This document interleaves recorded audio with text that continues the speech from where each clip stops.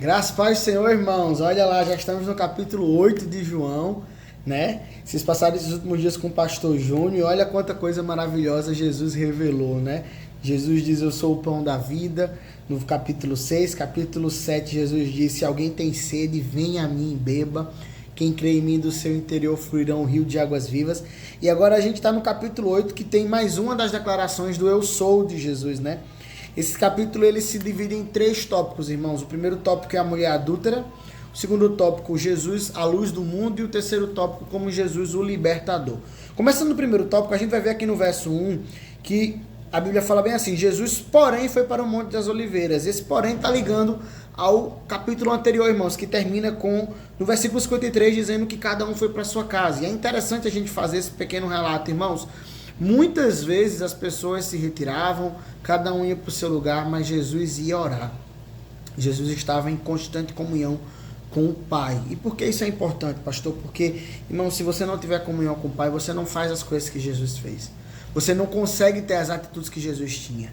Porque aí no capítulo seguinte, né, no texto que segue, a gente vai ver que Jesus no outro dia de manhã cedo volta para pregar no templo, e quando ele está lá ensinando, o pessoal, lá vinha os fariseus de novo, irmãos. Os fariseus queriam a todo custo agoniar o juízo de Jesus, o ministério de Jesus. Eles levam aquela mulher pega em adultério, né, irmãos? A Bíblia fala que ela foi apanhada em adultério, colocaram no meio do grupo. Imagina o tamanho da exposição dessa mulher. Eu não sei com quais vestes ela estava, mas com certeza não eram vestes das mais decentes, né? Ela foi apanhada no ato de adultério, e eles levam até Jesus e colocam diante de Jesus a seguinte história. Jesus, a lei de Moisés fala que nós temos que matar essa mulher. Deixa eu abrir um parêntese para você, irmãos, que isso é importante. Deuteronômio, capítulo 20. Aliás, perdão, Levítico, capítulo 20, verso 10. Levítico, capítulo 20, verso 10. Olha o que a lei falava. 20, 10. Se um homem cometer adultério com a mulher de seu próximo, ambos, o adúltero e a adúltera, certamente serão mortos. Olha só, a lei não falava que a mulher pega em adultério deveria ser morta. A lei falava que ambos, ou seja, o casal, o homem e a mulher. A pergunta que eu faço é, cadê o homem aqui dessa história? Cadê? Irmãos, muitas das pessoas usam a lei, presta atenção, muitas das pessoas usam a lei e usam a religiosidade para manipular as coisas em sua própria vontade. E é importante que a gente tenha esse conhecimento. Por quê? Porque essa era a pegadinha que eles estavam colocando diante de Jesus. E Jesus devolve a eles, irmãos, mostrando para eles que eles nem são amantes da lei, nem são amantes daquela mulher, nem amam uns aos outros, porque eles só queriam usar a lei em benefício próprio. Sabe, irmãos, a verdade é que os fariseus, eles tinham tanto zelo pela lei, que eles tentavam reinar pela lei. Eles usavam a lei para se colocar num patamar acima dos outros. E aí Jesus vem, irmãos, e a Bíblia fala que Jesus está abaixado no chão, e eles trazem aquela situação, e Jesus continua escrevendo no chão, porque, irmãos, quando a gente quer corrigir alguém, a gente precisa descer para estar do lado dela, né? E aí ele fala, aquele que dentre vós que não tiver pecado, que atire a primeira pedra. Irmãos, sabe, o único que poderia ficar de pé naquele salão, escolheu estar no chão. O único que poderia, de alguma forma, julgar aquela mulher e condená-la, estava no chão. E aqueles acusadores foram embora, um após o outro, irmãos, e eles ficaram envergonhados, porque nenhum deles poderia, por mais zelosos que fosse da lei, poderia afirmar que não tinham nenhum pecado. E assim somos nós, irmãos. Assim somos nós. Muita gente vai ler isso aqui e vai dizer, Jesus passou pano. Jesus passou a mão em cima do pecado dessa mulher. Não, irmãos, porque Jesus virou para ela e disse, vás e não peques mais. Irmãos, ter misericórdia não significa passar pano no pecado. Na verdade, só Jesus poderia fazer isso. Sabe por quê? Porque, na verdade, o preço que essa mulher, a condenação que essa mulher sofreu pela lei de Moisés, não caiu sobre ela, mas caiu sobre Jesus. Jesus morreu por aquele pecado. Aliás, Jesus morreu pelo teu pecado, pelo meu pecado. Só Ele, irmãos, tem o direito de condenar. Que nós tenhamos, meus irmãos, a sabedoria que Jesus teve de descer, sabe? Quando a gente for consertar algo que a gente aprenda a descer, que a gente aprenda a estar no nível daquela pessoa, irmãos. E sempre pensando que Jesus, ele permite que a pessoa tenha uma segunda chance para a sua santificação. Não para que ela permaneça do jeito que ela está, do jeito que ela chegou. E aí o texto termina com Jesus despedindo aquela mulher e logo em seguida Jesus começa a pregar para a multidão.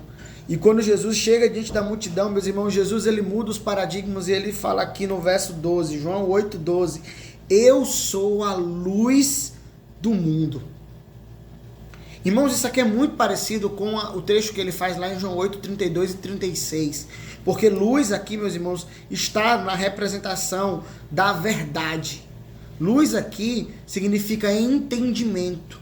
O que Jesus está dizendo é, vocês agora, a partir de hoje, entendam, vocês podem enxergar. Vocês que estão no mundo, hoje vocês podem enxergar ao Pai, porque vocês estão vendo a mim. Sabe, irmãos?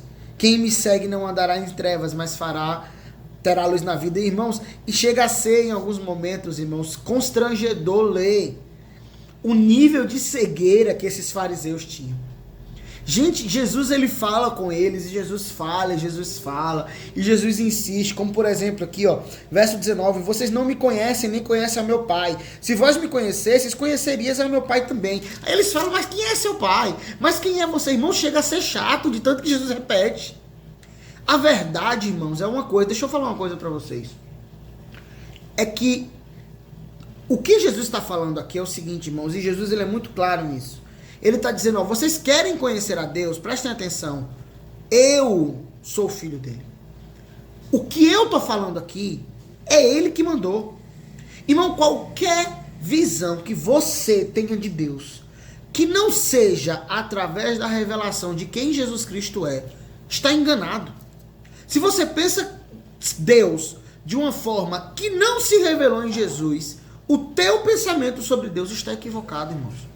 Porque ele fala, ó, versículo 25, perguntaram-lhe, quem és tu? Jesus respondeu, que já vos disse desde o princípio, muito tenho que dizer a julgar de vós, mas aquele que me enviou é verdadeiro, e o que dele ouvi, digo ao mundo. 31, Jesus chega, olha, se vocês permanecerem no meu ensino, verdadeiramente sereis meus discípulos, então conhecereis a verdade, e a verdade vos libertará. 36, Jesus diz, eu sou a verdade, ele diz, ó, se o Filho vos libertar, verdadeiramente sereis livres. O que é que Jesus está dizendo? Se vocês conhecerem a mim, vocês vão ser livres, porque eu sou a verdade, eu estou manifestando o Pai, o que eu estou falando aqui é o Pai que está dizendo. E os hebreus, os judeus estavam cegos, irmãos. Os judeus estavam cegos, eles não conseguiam enxergar um palmo na frente deles. Eles passaram a vida orando, pedindo pelo Messias, pedindo pelo Filho de Deus, pelo prometido. E o Filho de Deus estava ali encarnado na frente deles, trazendo a verdade dos céus. E eles não estavam vendo. Eles não estavam vendo. E aí Jesus, ele vira para eles e fala, olha, vocês não conseguem enxergar eu como filho, porque vocês não são filhos de Deus. Verso 42, ele fala, se Deus fosse o vosso Pai, vós me amaríeis, pois eu vim de Deus e aqui estou. Não vim por mim mesmo, mas foi Ele quem me enviou. 44, Jesus sobe o tom e fala, vós pertenceis ao vosso pai, o diabo, e quereis executar o desejo dele. Ele foi homicida desde o princípio e não se firmou na verdade, pois não há verdade nele. Quando ele profere mentira, fala do que lhe é próprio, pois é mentiroso e pai da mentira. Contudo, porque vos digo a verdade, não credes em mim. Olha para isso. Jesus está dizendo, como é que vocês dizem que vocês são filhos de Deus? Eles estavam reivindicando, nós somos descendentes de Abraão. Nós temos como pai Abraão, e por sermos descendentes de Abraão, nós somos filhos de Deus. Jesus está dizendo, o filho de Deus é aquele que crê no filho. Ei, psiu. Você pode não ter sangue judaico correndo nas tuas veias. Você pode não ter ascendência de Abraão, carnalmente falando, mas deixa eu falar uma coisa para você, meu irmão. Se você crê no Filho, você tem a vida. E você também agora é filho de Deus. E aí, Jesus termina falando, no verso 56, que Abraão, vosso pai Abraão, exultou por ver o meu dia, viu e alegrou-se. Irmãos, eles ficam dizendo, como é que você viu o pai Abraão? Você não tem nem 50 anos, Abraão já tinha vivido aqui há mais de 1500 anos antes de Cristo, irmãos.